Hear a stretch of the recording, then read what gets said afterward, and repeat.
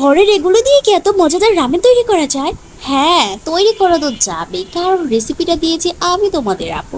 তো আজকে অনেক দিন ধরে ভাবতেছি যে কিছু না দিয়ে, মানে ঘরে যা আছে এগুলো দিয়ে কিভাবে রামেন তৈরি করা যায়। আর এই কারণে কিন্তু এই ভিডিওটা তোমাদের জন্য নিয়ে এসেছি। আর এমন 10 টাকা দামের দুইটা নুডলস নিবা, তারপর একটা কড়াইয়ে 1 গ্লাস পানি দিয়ে গরম বসিয়ে দিবা। তারপর চলে যাবা তোমাদের ফ্রিজে। ফ্রিজ থেকে এমন দুইটা কাঁচামরিচ নেবা, এটা তো অবশ্যই তোমাদের বাসায় থাকবে, তাই না?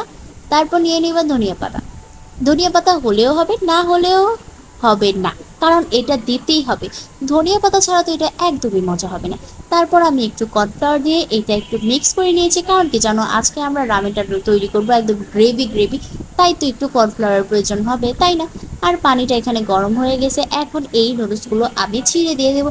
অবশ্যই মশলাটা দিবা না, মশলাটা আগেই আলাদা করে রাখবা। আর দেখো, আমি কিন্তু তোমাদের কাটার স্টাইলটাও দেখিয়ে দিচ্ছি।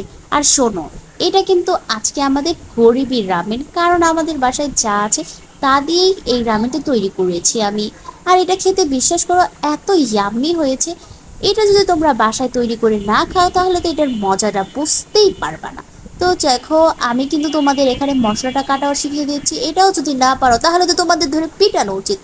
আন্টির নাম্বারটা দিয়ে দেবেন, আমি অবশ্যই আপনার আম্মুকে ফোন দিয়ে আপনাকে পিটাতে বলবো। ও, এখানে কিন্তু আমাদের নুডলসটা হাফ সিদ্ধ হয়ে গেছে।